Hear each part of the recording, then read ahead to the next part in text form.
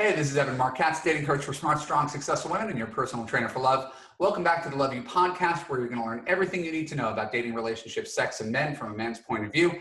And we're talking about limiting beliefs about love today. And I want to start with examples of limiting beliefs before I get into the definition. First, there's no one in my city. Everyone who dates online is a loser. Men are only looking for sex. I'm too old. No one will want me. I'm afraid he's going to leave me. Guys always cheat. Married people aren't happy. So these are all 8 limiting beliefs, but there's a lot more. And we're going to define them as things that are partially true, but never totally true. So before we get into what's wrong with limiting beliefs, let's provide some validation for the partial beliefs. Because everything I said, as I've already acknowledged, has a basis in truth. It's just not the whole truth. Yes, dating is hard in your city. In New York, men have lots of options. In San Francisco, men are too laid back. In Alabama, there are not enough liberals. In a remote suburb of Saskatchewan, Canada, there aren't going to be many single men. It's all true. It's just not the whole truth. Right? We're going to go down. We're going to bust all these limiting beliefs right away. Everyone who dates online is a loser. Very common limiting belief. And I'll be the first to acknowledge that online dating seems like a bit of a loser parade at times. But you're not there to date the majority of online men any more than you date the majority of men on the bus. Start with the top 10% and work from that group. And those people are not losers any more than you are, or my wife is, or my sister, or all my friends and clients who've dated online with varying degrees of success. Men are only looking for sex. Not true. Most men actually want to find love. They just generally know if they want to sleep with you before they know if they're going to love you. So understand, sex for men usually comes before love. And so it might seem like they're only looking for sex, but they're actually looking for a connection. That's why they are there. And that's why the majority of men, the vast majority of men, still get married. The idea that you're too old. Too old for what? I know people who fall in love in their 90s. I've had clients, me personally, in their 70s. So if you're in your 30s, 40s, 50s, 60s, please don't panic. Older people are finding love every single day. My mom fell in love this year. My mom got married this year. She's 71. Limiting belief number 47. No one will want me. This is a self-esteem issue, and it's a bit of a self-fulfilling prophecy. So if you don't like yourself, and you don't like dating, and you don't like your life, and you definitely don't like men, it's possible that you're not going to find that many takers because of the negative outlook on things. But if you view yourself through a positive lens, if you see the world as abundant with possibilities, if you choose high character men who are excited about getting to know you, then you're going to find love. If you only value men who don't want you, then yeah, it's certainly going to seem that nobody wants you. But generally, there are men who want you, but you don't necessarily want them in return. Except everybody's dating pool, men or women, consists of the people who want us, not of the people who don't. I'm afraid he's going to cheat on me. Well, it's a normal fear. It happens. It happens to about 6% of relationships per year, 20 to 25% over the life of a marriage. There's a slightly higher percentage of men who cheat than women. So if you've dated only cheaters, that is not at all proof that all men cheat. The majority of men do not. It's only proof of the fact that you've had some really bad taste in character if you've only dated cheaters. Married people aren't happy. All right, why would I want to go through this if married people aren't going to be happy? Well, there's some truth to that. Right? Overall, as a trend, most recent thing I read was that 1/3 of married couples are reportedly happy. At the same time, it's somewhat of a useless statistic. Tons of people marry while they're young, right, for the wrong reasons. They stay together for money or kids or fear or inertia or passion. We're not looking to them. Like if you're with me, you're not looking at these people as role models. Unhappily married couples are not role models. They marry the wrong person and stuck with it. What we're trying to do is get you married to the right person and get it right the next time. Married people, happily married people, are the happiest people of all. And if you don't believe me, find one happily married couple that you know and ask if they'd switch places with you. You already know the answer to that question. So I want you to think of your biggest limiting belief. I hit on a few here. but maybe you have one that always gets in your way as to why you're never going to find someone. And I want you to come up with one example where your limiting belief is not true. Right? And I just did it for you, but if you have the opportunity, I want you to write it down. Right? So think of your limiting belief, write it down, and then flip it over. Give me an example of a time that it's not true, just like I did. Right? If I believed once upon a time that there were no women in Los Angeles because it's not a very intellectual city and I had to move to New York to find love, well, I could come up with a lot of exceptions to there are no smart people in Los Angeles. That's a silly limiting belief that I possessed for a period in time when I considered moving to find love. So think of your limiting belief, and I want you to contradict it. One example where your limiting belief is not true. Next, I'd like you to consider how this false belief animates your love life and how it continues to hurt you. For example, men leave is something that one of my clients felt after her husband broke up with her when she was in her 30s, right? One husband, he takes off and abandons her, and her story becomes men leave. She doesn't date for 35 years after that because she's afraid of that happening again. That is a limiting belief. So you've already come up with your limiting belief. You flip it over and come up with an example where it's not true. Now I want you to think a little bit more about how that limiting belief is continuing to impede your progress when it comes to love. All right. And then finally, and this is sort of an exercise, an informal exercise, I want you to write down a statement that is the opposite of your limiting belief. Right? Men are abundant.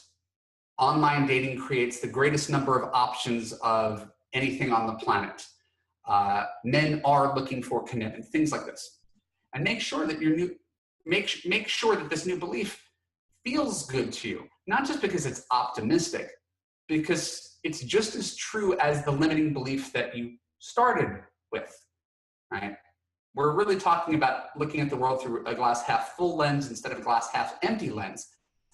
They're both, right? You know about the glass, it's half full and it's half empty. So if you look at the other side of your limiting belief, there is something positive that you can hang your hat on that's going to give you the fortitude to continue to pursue love. And now we're going to take some questions from our readers. We're going to begin today with the lovely Devorah in Northern California. Hello, Devorah. Hi.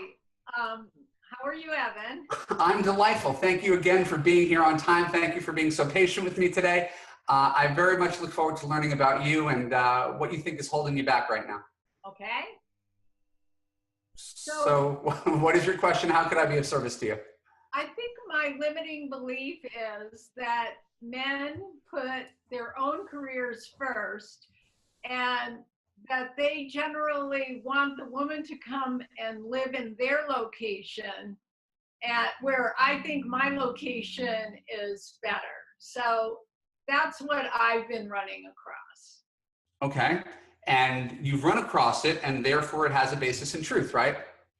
Absolutely. Right. So you've met men who embody this stereotype of the career-centered guy who thinks he's the sun, and you're a planet who revolves around him. Correct. Okay. So a couple things. Have you ever met a man who's not like that? Absolutely, yes. Right.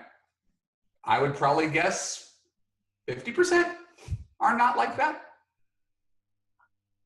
I would say a much lower percentage for my Okay. Well, what's your percentage? I don't care. Whatever you say is true. Well, I've found that more like 95% of the men think that the woman should relocate to where they're. I'm going to challenge that for a second, right? And I haven't walked a mile in your shoes, so I don't know, right? But to have, and again, I hate to lawyer you here, but to have a 95% anything, right? I mean, we talked politics earlier. 40% of the country approves of the president. So, right, 95% is a really, really high number. And unless you've dated 100 people and literally 95% of them had that problem where they were so career focused that you had to move to them, it's a weak number. So it's an impression that you have that you've extrapolated to mean 95%. but I think if you were to hypothetically do a poll, you wouldn't actually get that number. Does that make any sense? It's not that your experience isn't true, it's that it's not broad enough. Well, I would say that that's the amount of people that when I explain where I live remotely, say that I am EU, geographically undesirable. And you know what? Let's flip it around, right? And again, this is something this is not the direction I thought we were going to go. But it's useful because we're going to see things from another person's perspective. Okay. You're essentially saying the same thing to them as they're saying to you, right? Yes, I like being here. My life, my work here is more important than your work in the city. I actually would. And I've told people that I would relocate, but I would need a completely awesome environment in order to relocate. That's a pretty heavy negotiation for a first date. Well, maybe. Again, there's no judgment being passed, but your observation isn't that, I don't want to tell you what your observation is, but your experience that men are somehow unusually career-focused and self-centered, again, may have some basis in truth, but we're not talking about career-focused and self-centered. We're talking about asking a total stranger who doesn't know you if he's willing to uproot his life in a more densely populated area to come live where you live, and you have no leverage to ask that question. So I don't think it's that they're all, myopic, selfish captains of industry in their 60s. I think most people, and again, I'm going to include you and I'm going to include me, are selfish in that we like what we have. There's a reason I built my life here, and it's going to take a lot for me to change. So essentially, he's saying the same thing to you as you're saying to him. I'm going to need a really great offer. Well, that is why one of a million reasons that I don't encourage long distance relationships, right? And if you live in a remote area, you don't have the leverage. You understand? Like, if I don't know what city you're talking about, but if it's anywhere, that's densely populated, Bay Area, and I know you're north of that, but if you're communicating with men in the Bay Area, he does not, when he says you're geographically undesirable, he has plenty to back him up, right? That's true. That's not an insult to you. You're a stranger. Because I've dealt with this before. I've got this in programs of mine. There was a woman who lived in a rural area of Wisconsin. She fell for some guy online. Her name was Sandy. Fell for some guy online and talked on the phone, really excited. And then it came time to meet. And he's like, all right, where do you live? He didn't know the name of her town. Where do you live? And turns out she was 3 hours away. He's like, yeah, I can't do that. All right. Just never even got off the ground. So I think it would be wrong to tar all these men with some broad brush that they're abominably self-centered when they're more being practical. And it's impractical for someone in a densely populated area to have to go to somewhere remote. It's almost necessary for someone somewhere remote to have to reach outside their own area. You just don't like the balance of it. So I feel like that's actually your question. It's not about what's wrong with men. There's plenty, and we could get into it. But I don't think this is something that's wrong with them. Most of my clients are in big cities, right? I can't tell you how many of these women are like, why are these guys from the middle of nowhere writing to me? Well, there's no women in the middle of nowhere. So they're writing to you in Boston and in Austin and in Los Angeles. Why is this guy from Central California writing to me? There's no one there. So this is the, there's a great benefit to living where you live, no doubt. You chose this, but it's not everybody's flavor. It's not everybody's life. And so what do we do in light of that? That's really the question that I would have for you. Well, I have definitely communicated that I am willing to commute halfway for meetings, and I've had very little positive response. I generally don't recommend anybody date outside their city. My sister married a guy from cross country, so I mean, I could give you all the exceptions to the rule, but it's necessity. If I'm giving you a choice to fall in love with a guy who lives 10 minutes away or 3 hours away, what are you going to choose? The closer, yeah. It's practical. So you're taking it personally and you're making it about a character flaw, when if I gave you the same setup, you'd be like, I'd take the guy who's closer. If they're identical twins, I want the guy who's closer. And if they're identical twins, I want the guy who's richer and cuter. If they're like, I want everything. That's human.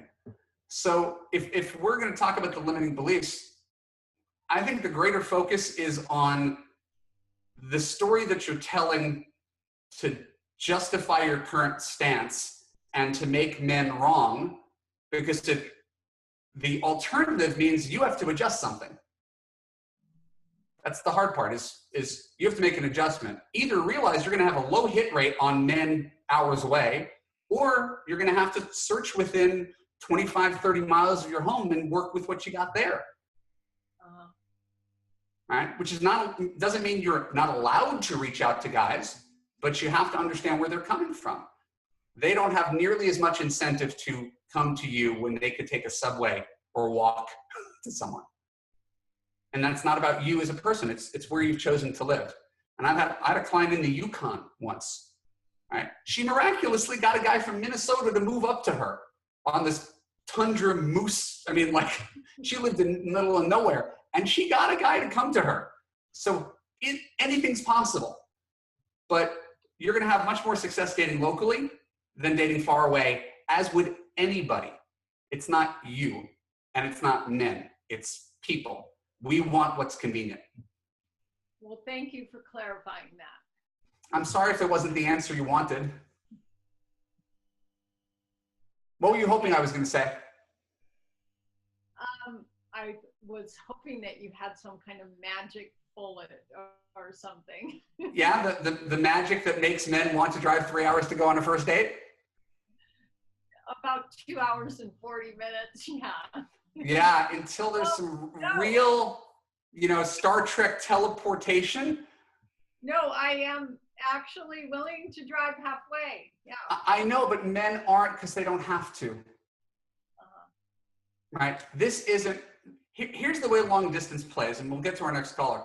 Long distance works like this. You meet a guy on vacation, you fall deeply for each other in this whirlwind romance for a week, and now you'll move heaven and earth to make things happen. But you're a stranger in a little box with a tiny profile on the internet, and he has innumerable choices closer to him. Right? And so that is just the nature of the beast. It is not a man-woman thing. And so I think the healthiest thing to do is not to say, how do I make men want to drive an hour and a half to me?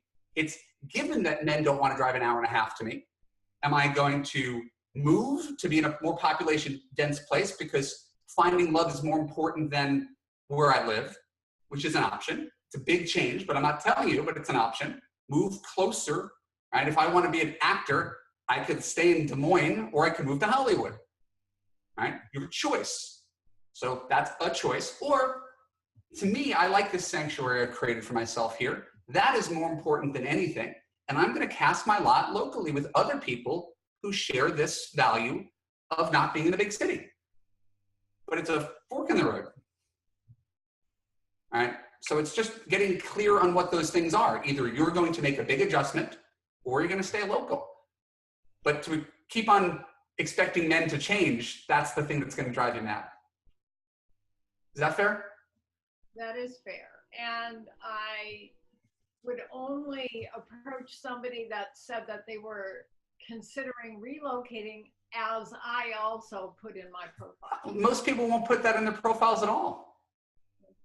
Right? Again, I'm just playing devil's advocate here, but if I'm a man and I've got this family, kids and successful job, why would I think I'm open to relocation? This is my home. Right? Most people, even if they are open to it, wouldn't put it in their profile. Right? I mean, it's possible that you'll find some guy who's an empty nester who is ready for retirement, who's open to going anywhere. Or But most people who have roots somewhere are not looking to move. That's why they have roots. So there's a conundrum that you're facing here, because you're expecting other people to want to change their life for a stranger. or perhaps for a healthier environment. But that's your value. That's not theirs. They might like where they live. You're once again saying that my environment's better than yours, which I have no place to disagree with, but everybody makes their choices in their life. There's a reason you live where you live. There's a reason he lives where he lives. Presumably it's a place he likes. That's why he's there. So it almost seems increasingly clear as we have this discussion, you're better off looking for men locally than long distance. Okay. Thank you. Would you keep in touch and let me know what you do? Okay, sure. Right. Thank you, Devorah. I appreciate it. Bye-bye. Our next caller is Bianca. Hello, Bianca. Hello, Bianca. Ben, can you hear me? I can hear you. I can't see you anymore. There you are. Okay. Hi. Welcome back. Thank you. Good Thanks to for being meet here. you. How can I help you with your limiting beliefs? Okay, so I guess a little background on me. I'm 27, single, and I've been single for 2 years. And during this time, I've been doing a lot of inner work. And in that inner work, I've found out that I have an avoidant attachment style, and that I also am still healing things from my past. So just like a quick history, my parents both are still married. They both cheated on each other though in their marriage, and I happened to be the one to find out about each situation and had to tell the other party. And they were also like very detached, like they weren't around as well. So but then I got into a relationship with someone. It was like a year and a half, and we were together for a year and a half, and he was really loyal. I would say he's like the nice guy with an edge, treated me like a queen. But ultimately it ended because we couldn't see eye to eye on our values and our faith. So since then, I've just been like in this cycle of not being able to connect to people. I don't have a problem meeting guys. It's just that when they start pursuing me, I shut down, and then I start playing the texting game, and then it's always like in that pre-dating stage, and it never moves past like maybe date 3, because I'm so like, I think, shut down and scared, and also like afraid to be vulnerable. And yeah, so I think that's kind of where I'm at. Let's take a step backwards, if you would, with Okay. this ex-boyfriend. Okay. You said you had everything was great except you had an issue about values. What value did he lack? So I would say that I'm pretty serious about my faith. And then he was, I would say, atheist agnostic, where he didn't believe that there was a faith. And I think we were fine until we started having discussions about how to raise our kids. And then that became the turning point where it seemed that we were not willing to compromise on. I actually watched your video on compromise or something, but I guess neither of us were willing to compromise that. So it was like parting ways. Although it was his sad. idea though. Yeah. That's sad. Yeah. Mm-hmm.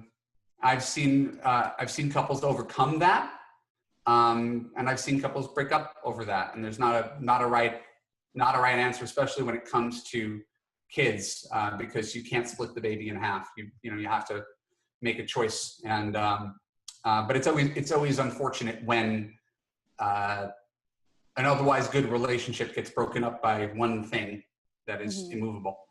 Right. But that is the nature of relationships. So since you've been single, have you met anybody who's anything like him? Okay, so that's kind of what I was looking for in terms of the person I date next is someone who has integrity, who means what he says, and is assertive enough, but also like sensitive enough, kind of like what you've shared a lot in your work. And it's always like it gets to the point where I start finding out things about themselves, or they end up not really living up to what the talk basically.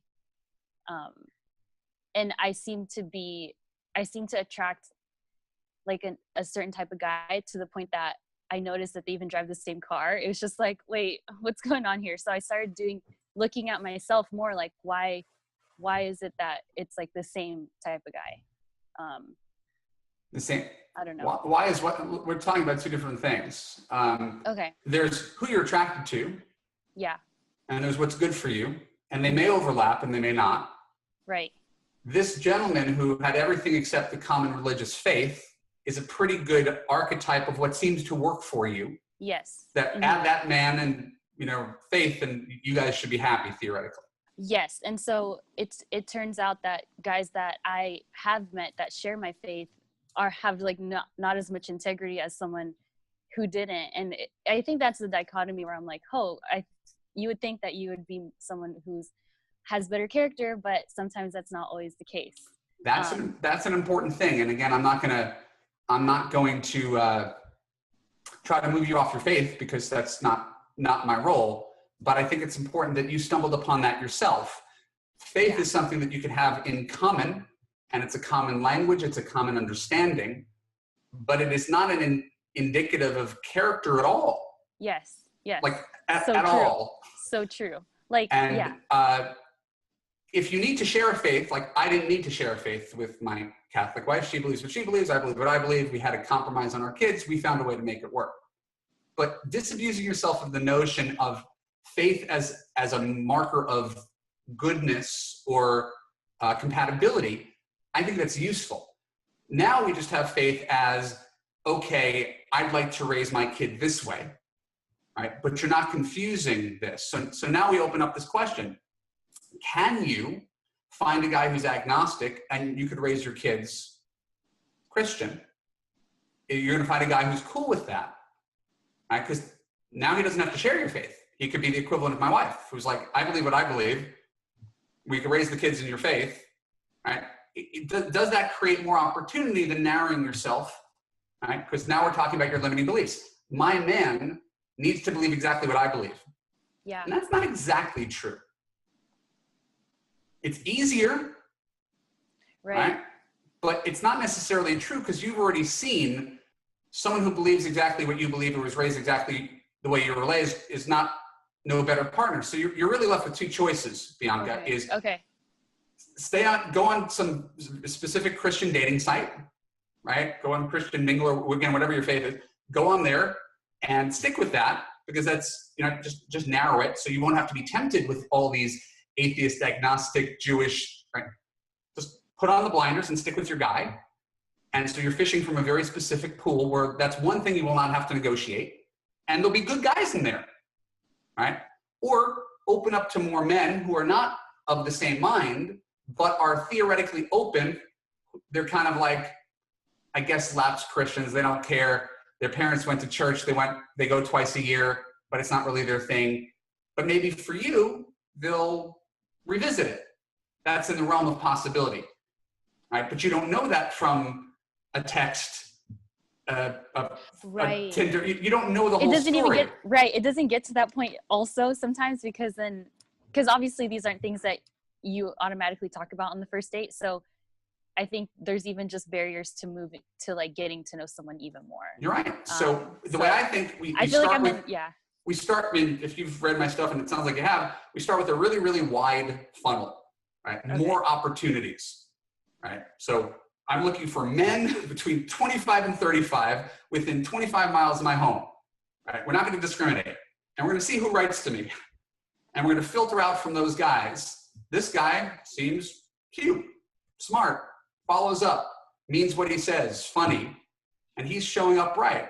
Now we could decide if we could tackle the greater things. Because I can tell you the first thing, I didn't negotiate my lack of faith with my wife on the first date. Yeah.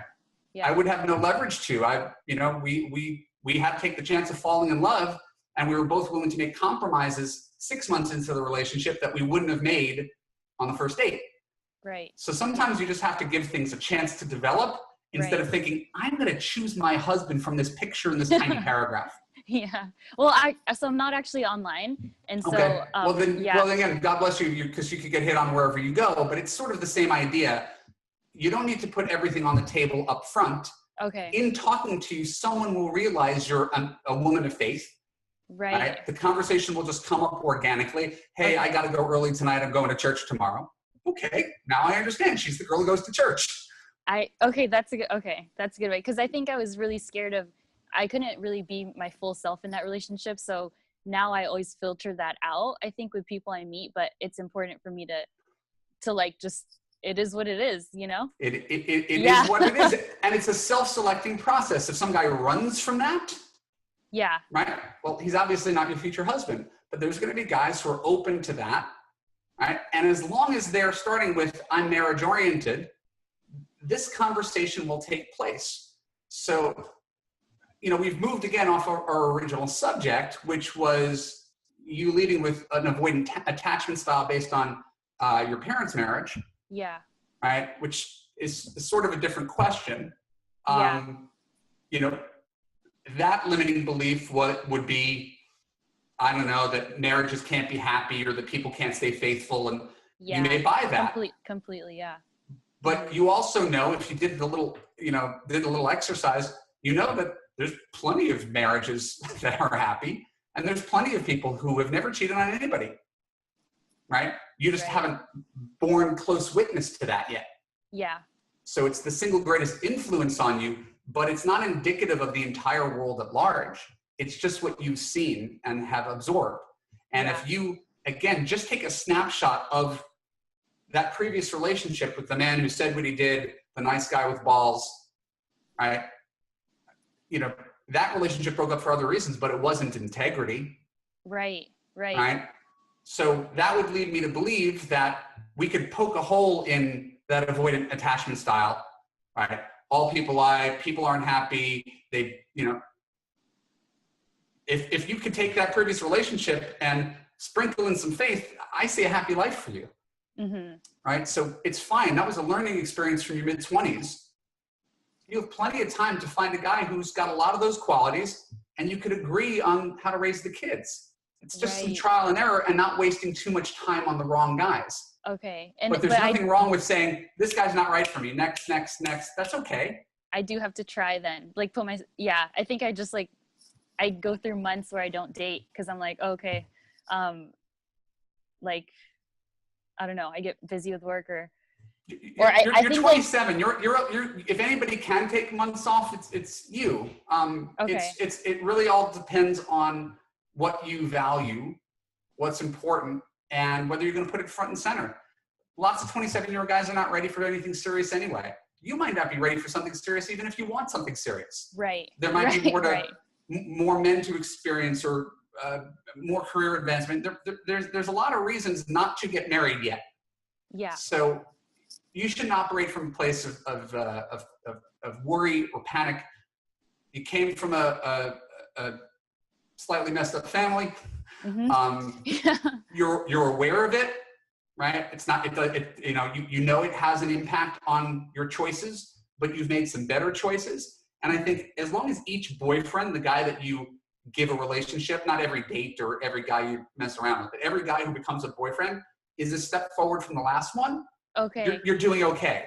Eventually you're going to land on the guy who are like, okay, I'm done here. Yeah. And I think the previous boyfriend, specifically for being a good guy who didn't have faith, was a great teaching tool for you. It really was. Yeah, I learned a lot from that. I think I just have to now keep trusting and keep putting myself out there, not giving up if, say, the next guy isn't like, you know, doesn't have integrity or doesn't have character. It's like, okay, doesn't mean, yeah, exactly.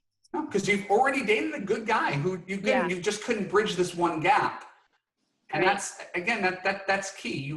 You've experienced what it feels like to be with a good guy who showed up, treated you well, had opinions, wasn't a doormat, didn't kiss your ass. Yeah. Just like that exists. And it may be rarer than all the other men out there, but it exists, and that's why you keep going. Okay. Like, you're going to be a great wife for someone someday. He's going to be a great husband for someone someday. Yeah. So it's just a little bit of musical chairs until you find that guy, but you're really at the early phase of dating. Yes. So don't take years off like a lot of people do. Just, hey, you have a bad experience with a guy, detox, take a week, then go smile at strangers the next time you go to a party, or throw a profile up online, or do anything to create opportunity. And if you're going on 1 date a week, you're in business. You don't need 5 coffee dates with strangers. Just going out with one nice guy a week. Okay. That's a good strategy. And I just have a quick question. Like tagging on, not necessarily related, but in terms of like the social media world, and the whole texting thing, I do a lot of work on Instagram, and I think I have a hard time with that when guys that I am interested in start following me. Sure. Yet I don't get back to them right away, and then I think I just come off as disinterested, and I don't know how to like navigate that world at all. Like, you know what? Yeah. I don't either.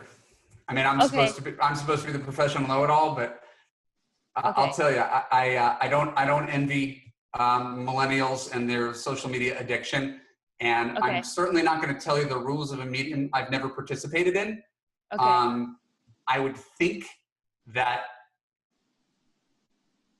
regardless of what anybody does, there should seem to be common sense practices, which is you don't follow every cute guy you've ever met on Instagram, or become Facebook friends with him, or get on his Twitter account, or become Snapchat buddies. I just think there's too much turnover in dating. And I think that's something that one earns. It's not something someone's given. It may be the way he shows interest, but you're not obliged to do that back. Right. I don't do it back, but then like they see my stuff, and they like, cause I'm a yoga instructor. So I'm posting about my events and things like that. Is that just how it is? Like, that's fine. That's their level of insecurity. If they can't handle someone who's active on Instagram and gets a lot of likes on her pretty yoga pictures, and whatever it is, that's their issue. You don't have, unless you're doing something wrong, you don't have to change. Or like not texting them back, maybe. Like, well, not texting them back is disrespectful and inconsiderate. Okay. I mean, if you're interested in someone, you text him back. If you're not interested in him, then what are we even talking about? Just like within a reasonable time frame, though, right? Of getting back to them. I think in general, it's the golden rule. You're the Christian here. Treat people the way you want to be treated. When you can text the guy, you want him to wait 3 days to text you back? No. Okay, so text people back the way you'd want to be texted back. That's the answer. Okay. I'm not going to tell you what that is, but you know the answer. Okay. Yeah. Sounds good. And I don't think you're living up to your own rule. I know. I think because I get, there's that, I get in my head a lot. Like if I'm too available and like text back right away, then I don't know. It's just. No, and now we get into the conversation about being avoidant, but that's a longer conversation. Yes. Oh my God. Yeah. That's a longer conversation for another day. Okay. So please stay in touch. Let me know how I could help you. You seem lovely. And if you remain conscious of, oh, I'm pulling back again. Oh, I'm acting in fear. Instead of, hey, guys like women who are available, right? If I text you and I'm being warm and flirty and you disappear, kind of kills my mojo. Yes. So if you like a guy, give him positive reinforcement. Okay. Right? Otherwise, you're the one who's playing games, not him. He's being straightforward. You're the one who's causing the issue here. And it doesn't have to be that way. And they go away because it's like, why? There's other options. Yeah. Yeah, 2 women I'm texting. One of them is really nice to me. One of them's not.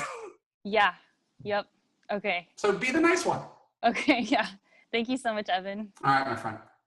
I'll talk to you soon. Okay, bye. So I just want to thank everybody for joining me. That was a fun call. This is the Love You Podcast. My name is Evan Mark Katz. Next week, I'm interviewing the delightful Lauren Francis. She's a love coach extraordinaire. She's going to help you become a magical man magnet.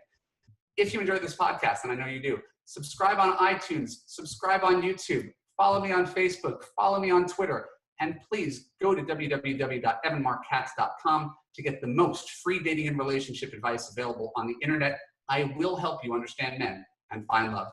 I'll see you again next week on the Love You Podcast.